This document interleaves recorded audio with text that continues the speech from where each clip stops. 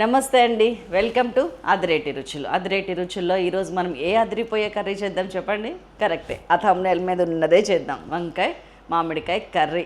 అసలు ఈ సీజన్ అండి, మీకు ఒకవేళ ఇది లైఫ్ లాంగ్ ఇయరంతా తినాలని ఉంటే కనుక ఒక 15-20 కాయలు ఒరుగులు చేసి పెట్టుకోండి, అన్నిట్లో వేసుకోవచ్చు. ఫస్ట్ ఈ కర్రీకి ఇంగ్రీడియంట్స్ చూద్దాం రండి.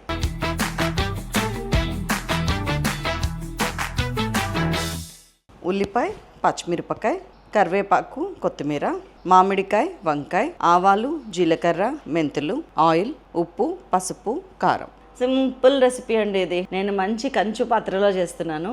టేస్ట్ బాగుంటుంది, హెల్త్ బాగుంటుంది. ఫస్ట్ కడాయిలో ఒక 4-5 టీ స్పూన్స్ ఆయిల్ తీసుకున్నాను. కొంచెం కాగిన తర్వాత 1/2 టీ స్పూన్ ఆవాలు, 1/2 టీ స్పూన్ జీలకర్ర, 1/2 టీ స్పూన్ మెంతులు వేసేస్తున్నాం. ఇవి కొంచెం చిటపట అన్న తర్వాత ఒక ఆనియన్ ఇదిగోండి ఇట్లాగా. మీరు చిన్న ముక్కలన్నా కట్ చేసుకోవచ్చు, ఇట్లా పొడుగైనా పర్వాలేదు, వాటెవర్.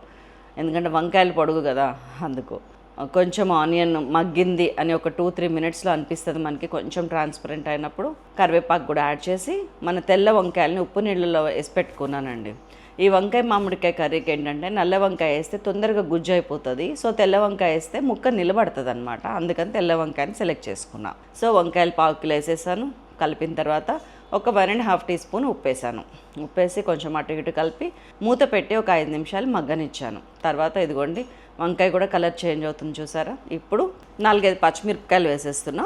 పసుపు ఒక 1/2 టీ స్పూను, కారం ఒక 2 టీ స్పూన్స్ వేసి మన పచ్చి మామిడికాయ ముక్కలు కూడా వేసేసి పుల్లగా అనమాట. నేను పెద్ద కాయలో 1/2 తీసుకున్నా అంతే.